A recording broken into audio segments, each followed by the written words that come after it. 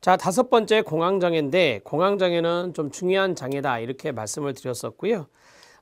갑자기 엄습하는 강렬한 불안을 뜻하는 공황발작을 반복적으로 경험하는 것이다. 그래서 공황발작이 반복적으로 일어났을 때 우리가 공황장애다 이렇게 이야기합니다. 여기서 갑자기 엄습이라는 말이 있습니다. 거기에 밑줄 쳐주시기 바랍니다.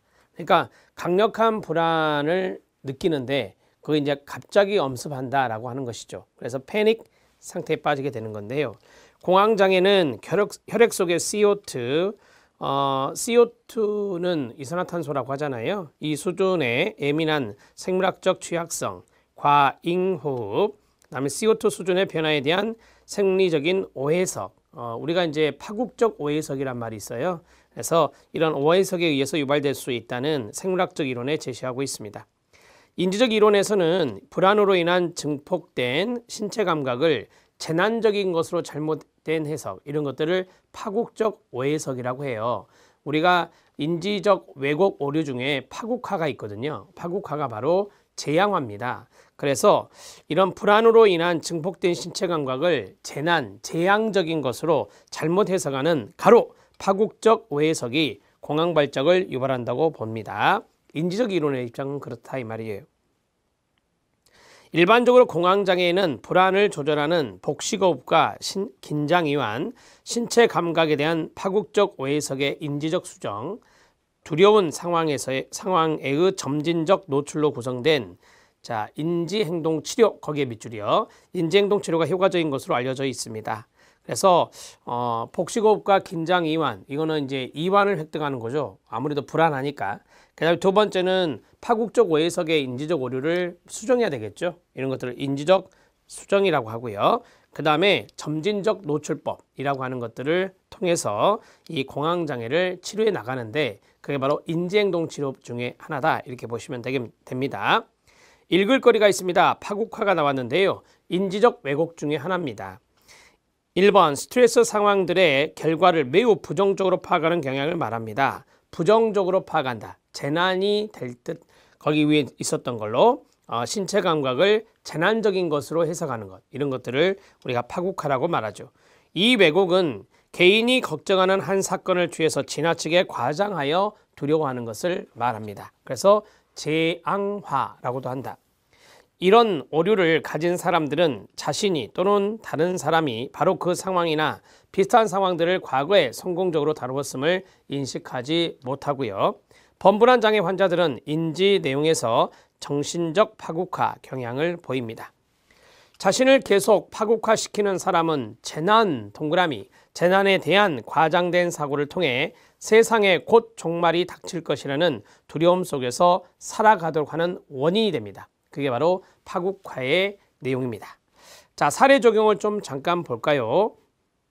이 사례 적용은 바로 공황장애의 사례가 됩니다. 사례 적용에 별표를 쳐주시기 바랍니다. B양은 19세 고등학교 3학년 학생이었는데 어느 날 도서관에서 밤늦게까지 공부한 후 집으로 가기 위해 버스를 탔습니다. 버스에는 많은 사람들이 있었고 B양은 가방을 든 채 서 있었습니다. 버스가 터널로 들어가서 중간 정도를 지나갔을 때 B양은 갑자기 가슴이 답답하고 심장이 빨라지고 질식할 것 같은 느낌이 들었습니다. 몸에는 진땀이 났고 곧 죽을 것 같은 공포와 불안이 밀려왔습니다. 이러한 증상이 10분 정도 지속되다가 서서히 좋아졌습니다. 자, 여기까지 가로 닫고요. 이러한 것들을 우리가 공황발작이라고 하는 것이죠. 공황장애의 어떤 증상들, 이런 것들을 좀 생각하시면 되고요. 자, B양은 버스에서 내려 급하게 부모님께 전화했고 함께 야간 응급실로 가서 진단을 받았지만 특별한 이상 소견을 찾을 수가 없었습니다. B양은 그 이후에도 가끔씩 갑작스럽게 나타나는 증상 때문에 학업에 큰 지장을 받고 있습니다. 이런 것들이 바로 공황장애의 어떤 측정에서 나올 수 있는 것이다. 이렇게 보시면 됩니다. 자, 심화학습을 좀 잠깐 보시죠. 심화학습에 보면 이와 연관된 것들이 좀 들어 있습니다. 사례 적용과 연관된 것들이. 자, 공황장애에 들어갑니다. 신체를 보호하기 위해 일어나는 일종의 투쟁이나 도피 반응으로 응급 반응의 일종인데 실제적인 위협 대상이 없는데도 일어나는 겁니다. 죽거나 미치거나 자제력을 잃을 것 같은 공포감이 동반될 수 있습니다. 공포감의 동그라미. 대개 공황장애를 앓는 사람들은 갑자기의 동그라미 나타나는 신체적 증상에 대해 무슨 큰일이라도 일어날 것 같은 위험 상황으로 인식하는 경향이 있습니다. 공황장애 발병 연령은 25살 정도고요.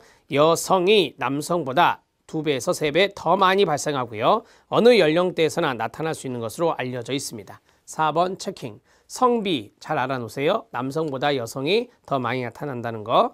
급성 심장병의 심장발작, 뇌졸중, 질식사, 돌연사 등 신체 건강상의 위중한 문제와 관련된 것처럼 느껴지는 갑작스러운 신체 증상이 나타나기 때문에 환자가 신체적 진료에만 의존하는 경향이 있으나 신체 검사에서는 앞에서 말씀드린 대로 이상이 나타나지 않습니다. 공황장애를 확실하게 진단하기 위해서는 신체 질환 및 다른 정신과적 질환과도 감별 진단이 필요합니다.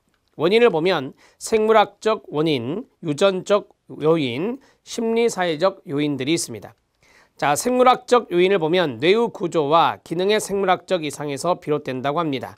교감신경계의 주요 신경 전달 물질인 노르에피네프린을 분비하는 청반핵이라는 뇌 부위의 이상에서 비롯됩니다. 자, 2번 체킹해 주시기 바랍니다. 청반핵의 동그라미요. 청반핵이라는 뇌의 부위에 이상이 있을 때 바로 공황장애가 발생한다. 유전적 요인을 보면 임소공포증을 동반한 공황장애의 경우 유전적인 영향을 더 많이 받는 경향이 있습니다. 공황장애 환자의 직계가족에서 나타날 가능성이 더 높고요. 쌍둥이 연구에서 일란성 쌍생아인 경우에 끊어요. 이란성보다 공황장애에 대한 일치율이 더 높습니다. 일란성일 경우 더 높다는 거. 심리사회적 요인입니다. 정신분석 이론을 보면 공황장애는 공황을 유발하는 무의식적 충동 닫고 충동에 대한 방어가 실패했기 때문으로 보고 끊어요. 소화기의 부모 상실이나 부모님의 죽음이 되겠죠. 자, 분리불안의 경험을 중시하는 겁니다. 행동이론은 불안은 부모 행동에 대한 모델링이나 조건반사의 과정을 통한 학습된 반응으로 보고 있습니다. 인지이론은 앞에서 말씀드렸습니다. 공황장애는 사소한 신체 감각을 지나치게 과대평가하고 확대 해석하여 파국적인 사고로 발전시킴으로써 극도의 불안인 공황에 도달한다는 것입니다. 3번 체킹해 주시기 바랍니다. 자, 공황장애에 의한 신체적 증상을 보면 첫 번째 과호흡 밑줄, 두 번째 생리현상, 세 번째가 기타인데요. 자, 과호흡 들어갑니다. 앞에 사례 적용했던 것들 정리해 주시면 됩니다. 숨을 너무 빨리 쉬거나 너무 깊이 쉰다든지 호흡곤란, 가슴이 답답함, 질식감이 나타납니다. 자, 2번 체킹해 주시고요. 3번 어지러움, 머리가 무거움, 손발의 저림 감각, 다리에 힘이 없음, 가슴이 두근거림, 가슴이 당기거나 아픔 등의 증상이 나타나게 됩니다. 생리현상입니다. 생리현상은 교감신경이 활성화되어 교감신경계의 모든 부분이 반응하게 됨에 따라 끊어요. 모든 증상이 동시다발적으로 일시에 나타납니다. 동시다발적으로 일시에 나타난다. 밑줄 쳐주시기 바랍니다. 교감신경계가 활성화되면 심장혈관계도 영향을 미쳐서 심장박동수나 강도가 증가하게 됩니다. 혈류의 변화로 피부, 손발이 차갑고 저리거나 따끔거리고 얼굴이 화끈 달아오르기도 합니다. 또 땀도 많이 납니다. 자, 기타, 입마름이나 구토나 거북함이나 변비나 통증이나 떨림이나 눈동자가 커지는 것이나 눈부심 등의 증상이 나타나게 됩니다. 공황장애로 인한 신체적 증상이 8번이었는데요. 8번에 체킹해 주시기 바랍니다. 이러한 것들을 쭉 알아놓을 때 사례 문제가 나왔을 때 여러분들이 공황장애를 체킹할 수 있습니다.